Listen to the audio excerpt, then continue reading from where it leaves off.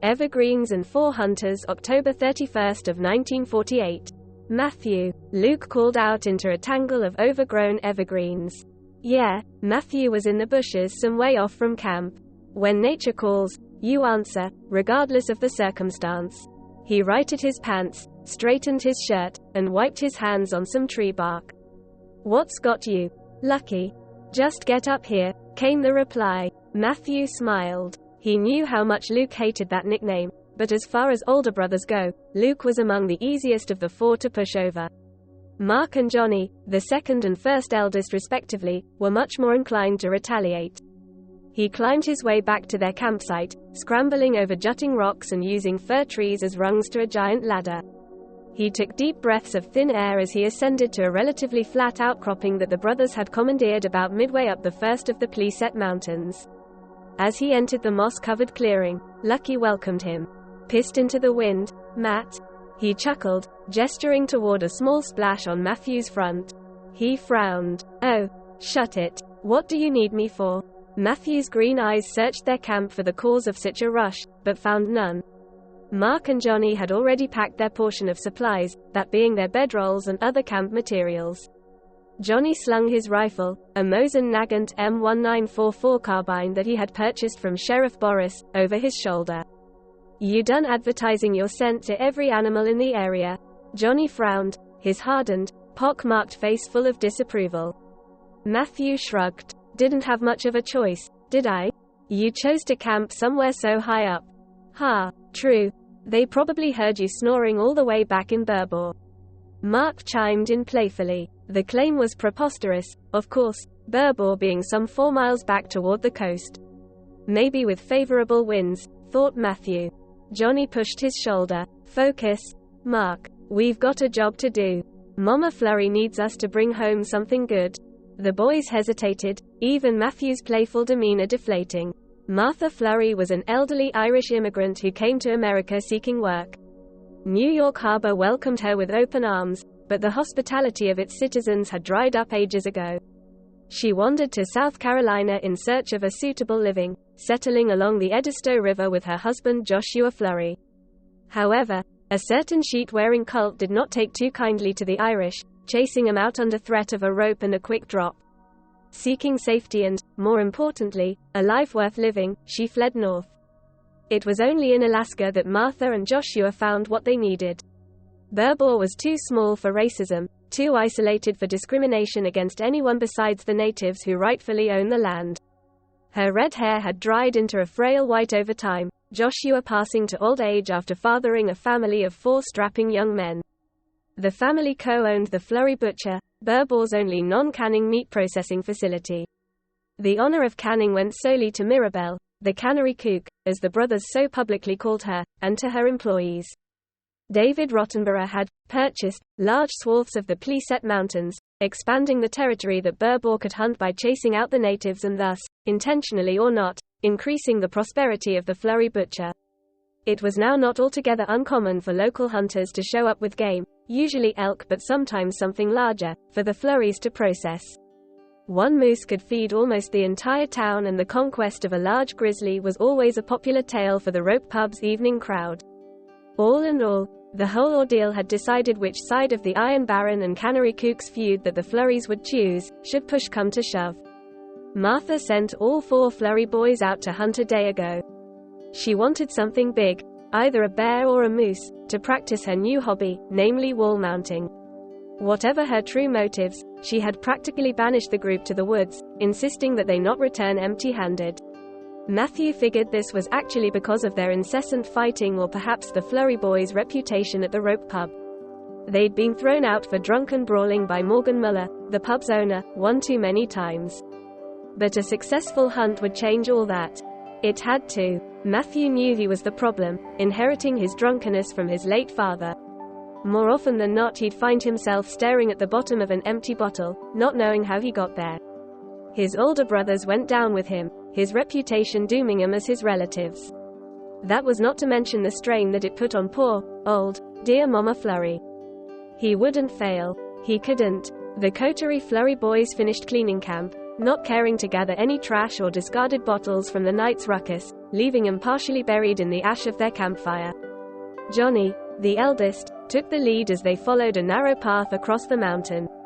His coonskin cap barely covered his unruly brown hair, Boris' old M1944 carbine clanking against the water canister secured to his belt. Behind him marched Mark. The simpleton was forbidden to carry a weapon. His face was covered in a menagerie of freckles, his long red hair a sweaty mop that spilled out across his shoulders. Since he couldn't carry a weapon, he made himself useful by shouldering most of the team's supplies.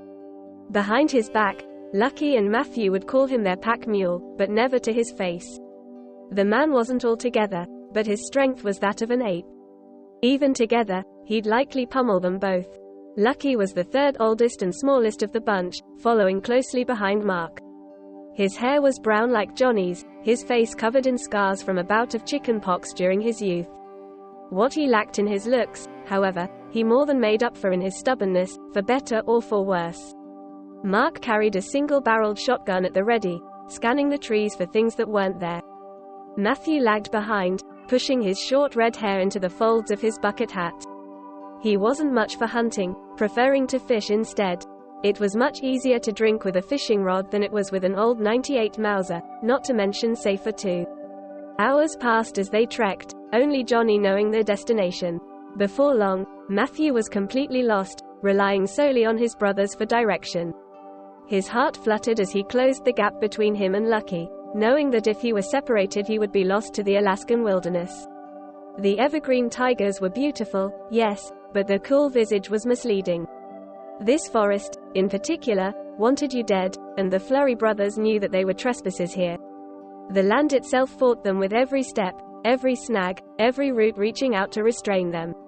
Luckily, their destination proved much closer than Matthew had at first feared.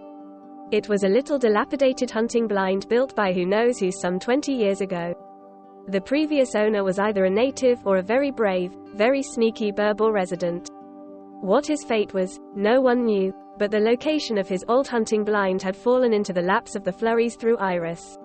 She kept a small collection of local books and journals, mostly on the history, lore, and geography of Burbor and the Pleset Mountains. One evening, an old hunter told Martha its location, having found it in a journal, and she passed it to the Flurry boys. "Man, this place is barely standing," Mark exclaimed incredulously, running his hand across the half-decayed wood of the blind. "Yeah," Matthew poked his head inside and observed the rotten interior. The whole structure was leaning heavily on a pine, likely its only remaining support. "Surprised the mold hasn't consumed the whole thing. We really staying here, Johnny?" Johnny tossed his bag inside, took a swig of his canteen, and climbed in. Taking that as a yes, Matthew mumbled. Luke and Mark followed Johnny in. Matthew took one last look around the forest, wishing he had more time to explore. There was a stream downhill from the blind with a clearing around it. Purple wildflowers poked out among the grass and he could just barely hear the sound of cold water crashing across the rocks. It'd be the perfect place for a moose or bear to stop for a drink. The sun was just at its midpoint, casting long Alaskan shadows. Sighing happily, Matthew joined his brothers inside the blind. They readied themselves quietly, waiting for their quarry. Matthew popped open a bottle of whiskey. This was his favorite part. A few hours later, crack, bam, Matthew shot up, rubbing his eyes free of his drunken stupor. "Go, go, go," someone, probably Johnny, yelled. There was a great deal of commotion as the three other brothers barreled out of the blind, Matthew stumbling behind them. He swayed unpleasantly on his feet. What's going on?" he slurred. No one answered, the other three running downhill. They were heading to the stream. Following what he believed to be the Mark's silhouette, blurred and darkened by the setting sun, he jogged to catch up. A root reached out and snagged his foot and, as he tumbled down the hill, he cried out to his brothers. Someone laughed and Matthew caught a glimpse of Johnny as he rolled past. Johnny stood on the hill with his back to a dense, dark patch of woods, chuckling as his brother slid across rocks, sticks, and jagged roots. Matthew couldn't be sure, but he thought he caught a glimpse of two large yellow fireflies behind Johnny. Odd, he thought, this isn't the season for fireflies. Coming to a rough stop in the grassy clearing, Mark and Lucky helped him to his feet. You okay? Lucky asked worriedly. Why yeah, why didn't you help me? Johnny, I slid right past you. Matthew shouted indignantly, searching for his brother. There was no one where Johnny had been. Where'd he go? Matthew stuttered. Mark and Lucky exchanged glances. Maybe he ran back to the blind. Forgot something? Lucky muttered. Johnny, you okay up there? He shouted. No response. Whatever. We're not waiting for him. I tagged a moose. Lucky pounded his chest proudly. Johnny will catch up. Can you walk? Yeah. Matthew groaned. I can. Which way did the moose go? Lucky pointed in the opposite direction of the blind, across the stream. A hole had opened up in the woods, broken branches and scratched trees signifying the moose's escape. As they began to track their quarry, Mark glanced back to the blind. Johnny was nowhere to be seen. Perhaps he had gone back for his carbine. He justified. As he turned to follow Matthew and Lucky, he caught a glance of something metallic bent in the trees, but when he focused, there was nothing. He shook his head. His eyes must have been playing tricks on him. They followed the wounded moose for what seemed like miles, Johnny still missing. Mark was worried sick for his brother, Lucky too, but their attention was on the moose. After all, Johnny was the eldest and could take care of himself. Blood and broken branches made tracking the animal easy. Judging by the trail of debris and crimson tree stains, it must have been fully grown, 7 feet tall at the very least, and badly hurt. They were silent in their pursuit.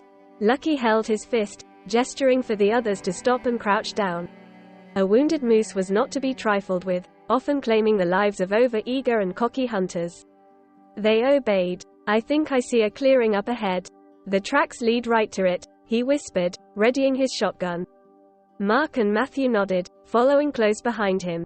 Matthew prepped his .98 Mauser, planning to fire as soon as the moose was in view. His chance for redemption was fast approaching.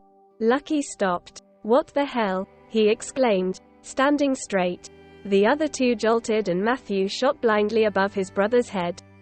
They all winced. Oh my God. Sorry. You trying to kill me, man? You know what? Never mind that. Look. They entered the clearing. The ground was a deep, saturated red, with the grass flattened by heavy liquid in the center. Beyond the abnormal coloration, which squelched beneath their boots like mud, the moose was nowhere to be seen, at least not in its entirety. The fir trees whose branches reached into the clearing like grasping knives were covered in cascading organs. Intestines and chunks of meat hung from them like Christmas ornaments. Matthew vomited, his already alcohol-weakened stomach not able to handle the viscera. What on earth could do such a thing? He asked through gags.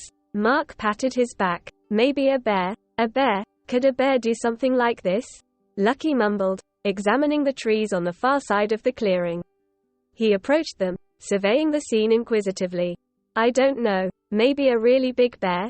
One those grizzlies like the ones stuffed in the rope pub.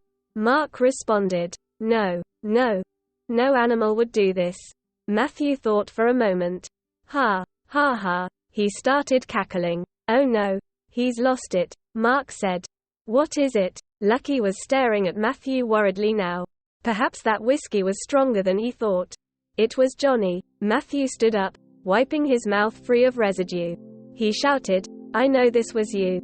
You bastard. You got me good. Revenge for getting us all in trouble with Mama Flurry. You can come on out now. He laughed manically. The three waited expectantly. The forest was eerily silent. I don't think this was him. Something screamed, the sound echoing from the woods. The trio flinched. Johnny, Mark exclaimed. The bear got him. He ran off in the direction of the noise. Hey, Mark, Matthew called out to him. Lucky, stop him. He swiveled to shout at his brother. Lucky had vanished. His shotgun lay in the muck. Lucky, Matthew called out loudly, pulling his rifle to his shoulder. Luke, he whispered. The sound of Mark's rampage after Johnny dissipated into nothingness. Matthew was alone in the silent, blood and gore-strewn clearing. This has to be a prank, he thought. Yes, a joke. I got us sent out here because of my drinking. It's my fault. They're getting revenge on me for causing so much trouble. But this is going too far. Guys, no answer. Guys, I'm sorry. Okay, I'm sorry that I got us in so much trouble with Mama Flurry. Here. He pulled out his whiskey bottle, dropping to the ground. See, I'm done. No more drinking. No more brawls. I'll get clean. I promise. Just please. Come out. He started to cry. Pairs of great, big fireflies began to illuminate the trees, peering out at Matthew from behind curtains of entrails. The man, strong and resilient, wished that he was a better brother. He wished this was a peaceful fishing trip like the ones they'd go on as kids. He wanted his mother. He wanted his father. As the fireflies grew ever brighter, the sinking sun disappeared behind the mighty storm clouds that seemed almost isolated over Burbor, covering the Flurry brothers in complete darkness.